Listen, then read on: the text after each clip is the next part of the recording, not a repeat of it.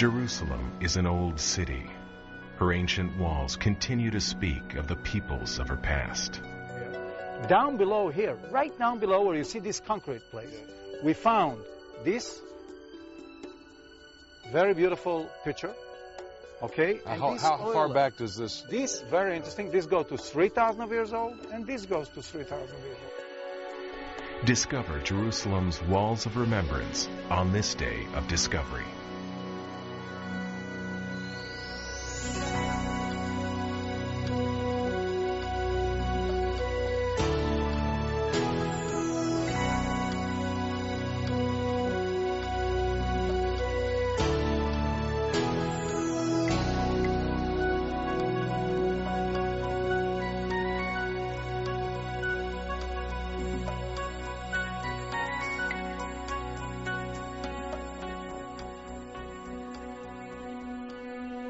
This is the land of the Bible, and here on the mountains of Israel is the ancient walled city whose name means foundation or habitation of peace, Jerusalem.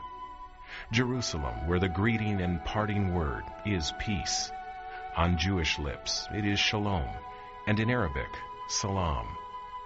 Jerusalem, the city of peace, where conflict has too often ruled the day and brought terror to the night. Here security is not a modern idea. These walls, dating back to the 16th century, stand as a memorial to the hundreds of thousands who've died fighting for the city. By some counts, 40 times Jerusalem has been besieged, and at least 16 times she's fallen or been destroyed. To this day, Jerusalem, with her Temple Mount area and with her divided Jewish and Arab neighborhoods, remains one of the world's most contested cities. Jerusalem's historic lines of conflict, however, go beyond her present walls. Impressive as these fortifications are, a good deal of Jerusalem's history took place south of these walls, on a shoulder of Mount Moriah known from ancient times as Mount Zion. At one time, it was an ancient Jebusite city fortress. Conquered by King David, it became known as the City of David. It is to this location outside the present old city walls of Jerusalem that Jimmy DeYoung and his Israeli friend and guide Kenny Garon have come. They've come to discover more about the physical and spiritual roots of Jerusalem's original walls of remembrance. In many ways, the story of the walled city of Jerusalem is our story. In her dreams for peace, we see our own dreams. And in her conflict, we see some of our own struggles. In search not only of Jerusalem's past, but also our own spiritual roots, I recently joined my longtime Israeli friend and guide, Kenny Garon, to learn more about some of the recent archaeological work that had been done at the City of David. Interpreting the findings for us was Moshe Bronstein, the tourism director for the City of David project. We were to learn that this site has personal as well as historical significance for Moshe. It was here that he lost his eyesight as an Israeli soldier in the Six-Day War in 1967. After 2 years of blindness, his sight returned. And then, according to Moshe, he returned to work on excavations of the City of David and found something that changed his life here. Now he lives to help open the eyes of others to the biblical and spiritual roots that have been discovered here. I understand then after the Six-Day War in 67, you were able to have opportunity to come here and start to do the excavation that has helped us discover all that goes back to the time of King David himself. Yes, indeed. Actually, it goes even before King David. It goes to Abraham time. It goes to the very beginning of our Bible. And I arrived in here during, as I said, second time in 1967. Got badly hit in here, got blown, got blind for 2 years. And I've returned back in here after I got my sight back to open my eyes again and to open as many eyes as I can. Well, open our eyes now about this site. Talk to me about it. Well, we are in an area that's called Area G. This is just a name. As a matter of fact, what in a nutshell we can find in here is everything that we dreamt to find. One of the biggest problems is that the old city of Jerusalem within the city wall is not the biblical city. The Bible you hardly can find over there. Moshe's statement about not finding much biblical history in the old walled city to the north of the city of David comes from the Jewish understanding of what constitutes the Bible. The first 5 books of the Bible, called the Torah in Hebrew, are the heart and soul of the Jewish Bible, and Jerusalem is mentioned only once in these books. Later, as the historic and prophetic portions of the Hebrew Bible show, the peak of Mount Moriah to the north became the location of Solomon's Temple, a site that lies within the present walls of Jerusalem's Old City, a site now crowned by the Muslim Dome of the Rock. By the time of Jesus, 1,000 years after King David, the city of Jerusalem had spread far beyond the original boundaries of David's city. When you come into here, this step structure that you see hit us first. This was, as a matter of fact, if you would not mind, just hold these 2 pieces. The mountain looked like that. You know, to build the palace, you needed to reinforce steps. Right. Look at this step structure, okay? This step structure start actually a bit higher. Where the blue fence is up there? Right, exactly so. And that's exactly where the Jebusite palace that David conquered used to be.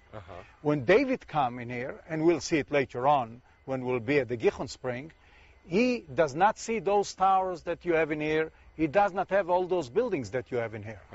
Those were added later on by David himself. Why? He turned it from a small little city to be a capital of the 12 tribes, a giant country. What does he do? He cut in the step structure, and you are able to see it. He cuts into, lay this building in here, put those stairs so that he'll have an upper room above it, okay, and added toilets and other. Who lived in here? Who did that? All the scribes, all the upper middle class of Jerusalem. The king lived up there. This is where the fortress of Zion palace used to be.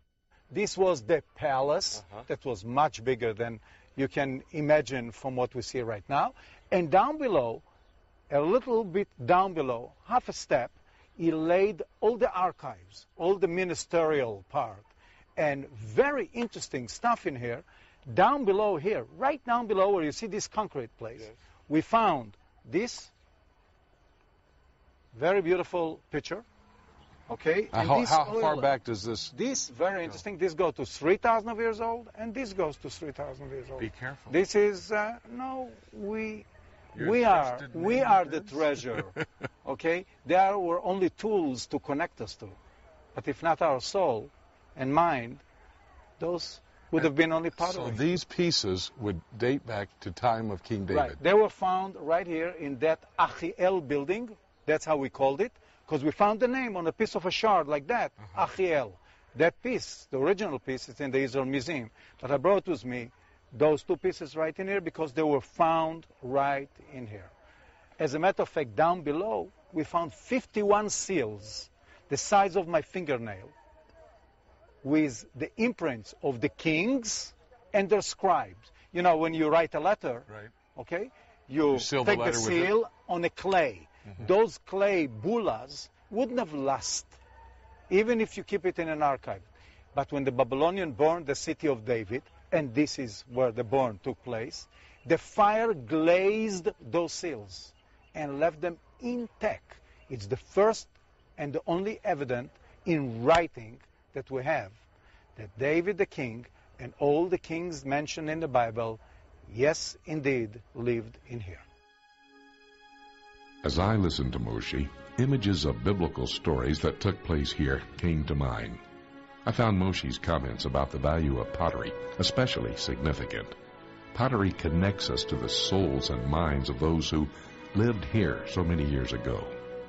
Since that pitcher and oil lamp dated back to the time of David and were found below the king's palace, I could imagine them as belonging to beautiful Bathsheba, Bathsheba's household items.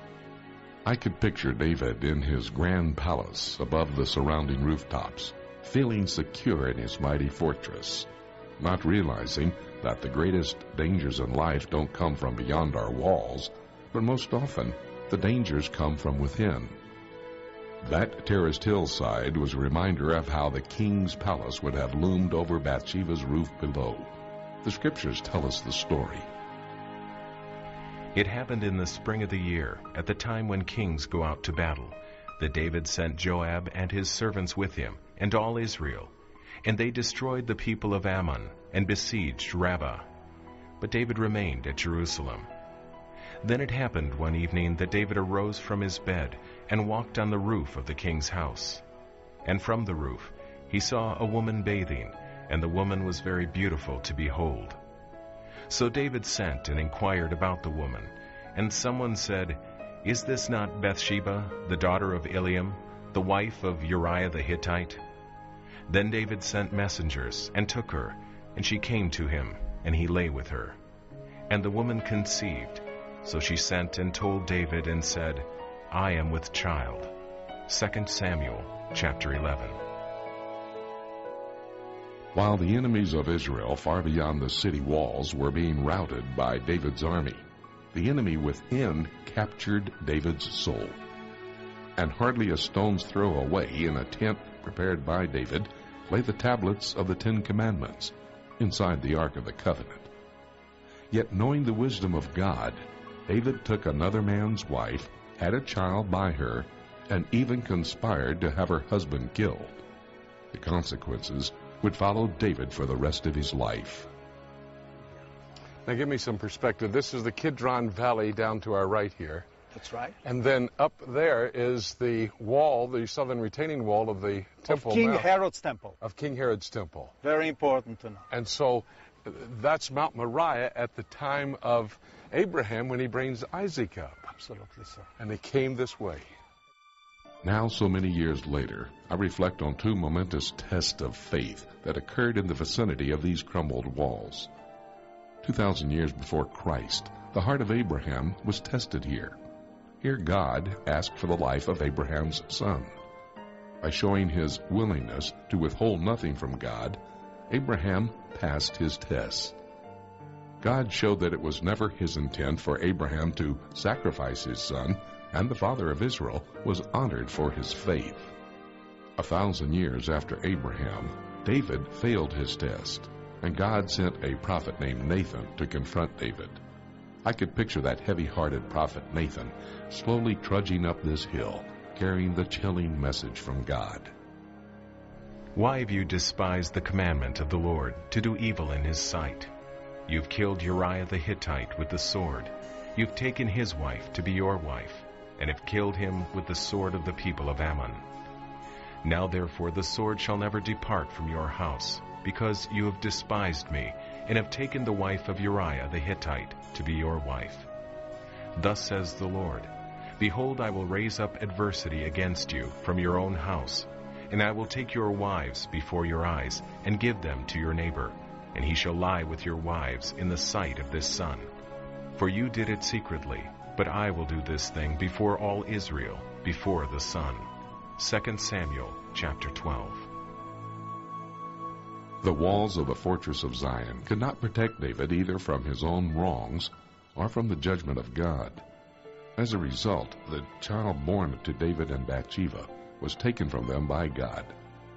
3 of David's other sons would die horrible deaths: Amnon, Absalom, and Adonijah. Absalom, however, did not die until after he had briefly usurped his father's throne and had sexual relations with David's wives and concubines in broad daylight, as Nathan prophesied. And so I wonder, if these tumbled stones could speak, what terrible stories they could tell of the consequences of David's twin sins of adultery and murder. Moshe was right. There was so much more here than mere rocks and ruins.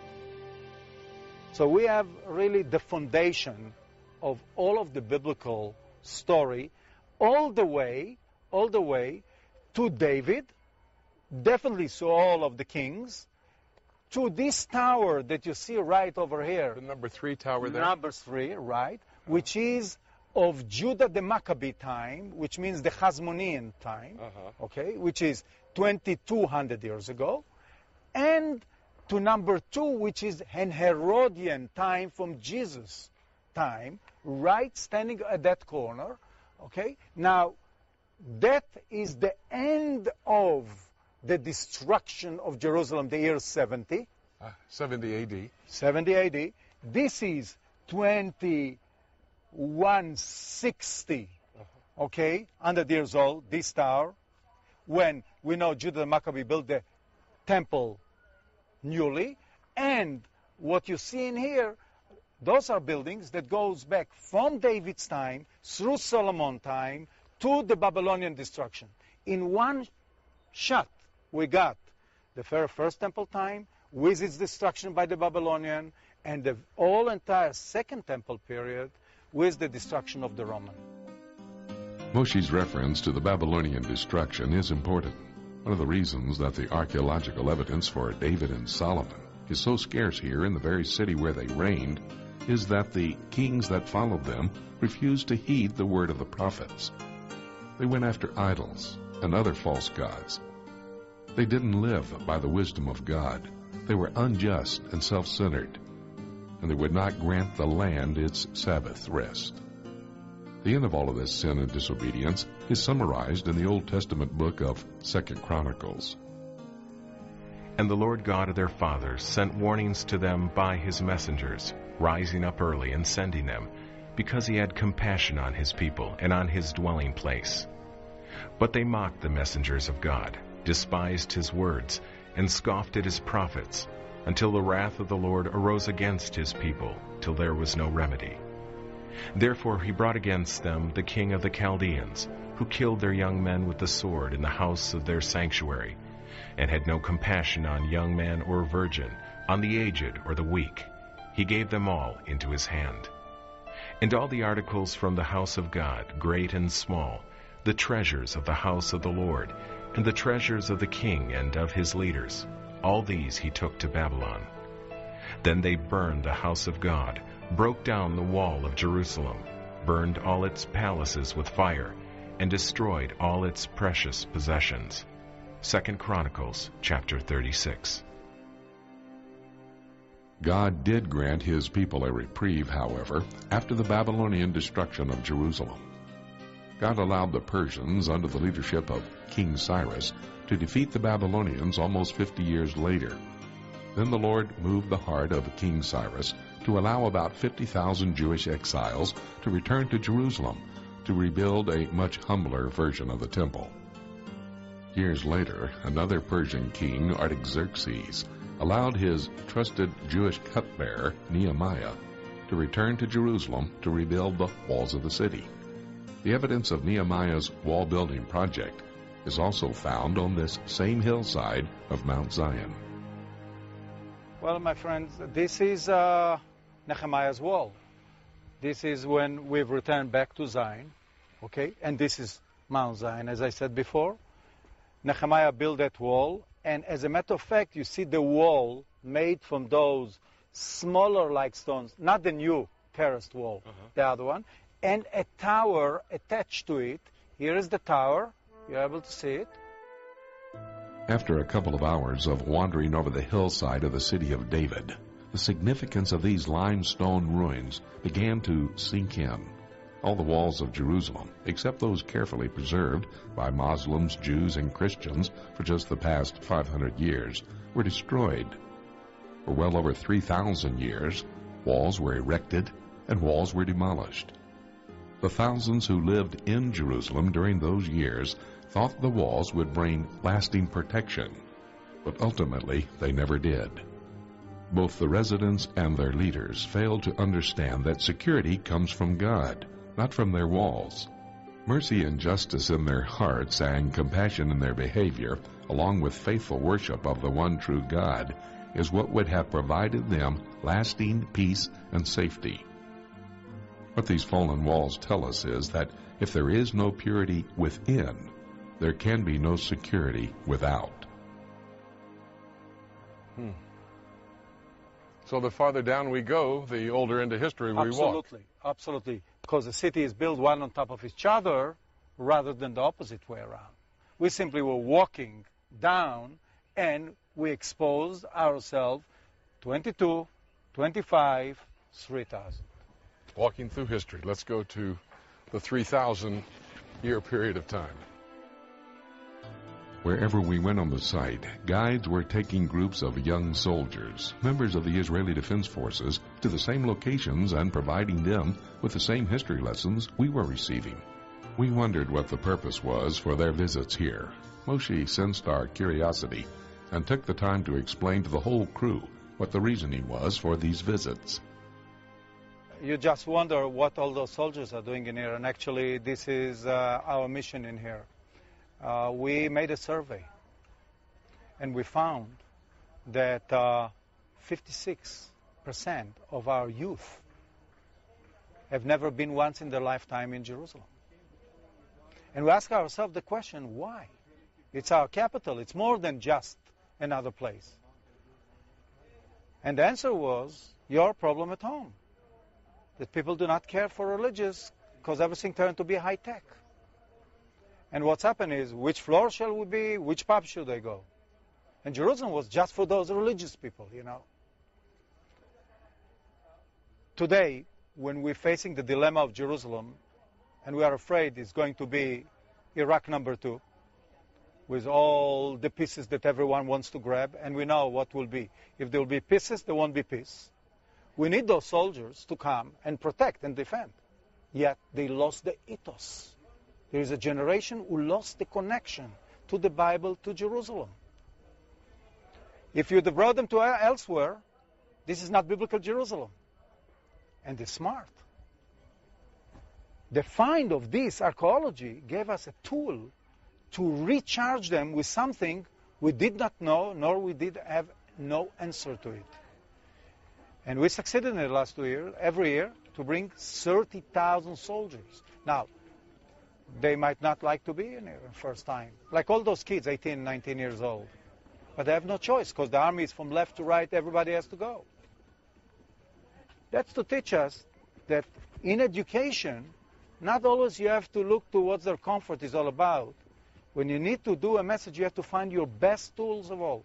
And I love your visit in here, because if you'll be able to bring it to your people over there, it will do the same. Because the answer to the question, what did they do to you, this visit, was, how come we never knew about it before? Which is our fault. Because we were all cynical on this Bible. And we are all reborn again. Okay? In this case, for sure. And the second was, when are we going back? And this is already a great success.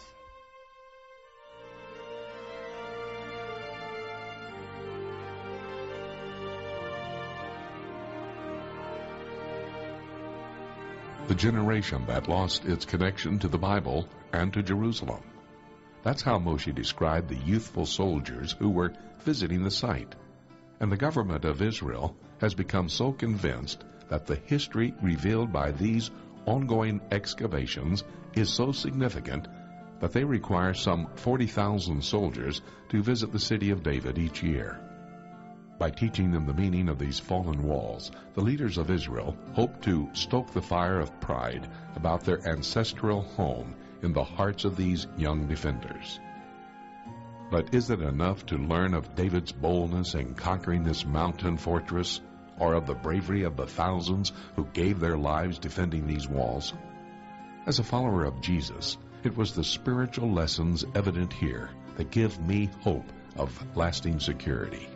Moshe turned a nice phrase with us. If Jerusalem is in pieces, there can be no peace. Certainly that is true. But has lasting peace ever come to this war-ravaged city through the use of military force? As I recalled the story of David and Bathsheba's sin, I also remembered the end of that story. After David repented of his sin, and after the tragic loss of their sin child, God bestowed grace upon David and Bathsheba, totally unmerited favor, by blessing them with another child. This peace child was Solomon. It was through Solomon, a peaceful king, that Jerusalem was to reach its most glorious splendor, a splendor crowned by the temple of the Most High God resting on the pinnacle of Mount Moriah, where the Ark of the Covenant finally found a permanent resting place. There it remained as a material symbol of the abiding peace that comes only through the repentance of sin and its forgiveness by our God of mercy and compassion. One day our Messiah will come and take his seat on Zion's throne, just as Nathan prophesied in this very place 3,000 years ago. No earthly splendor has even approached the glory that will be evident in this troubled city on that great day.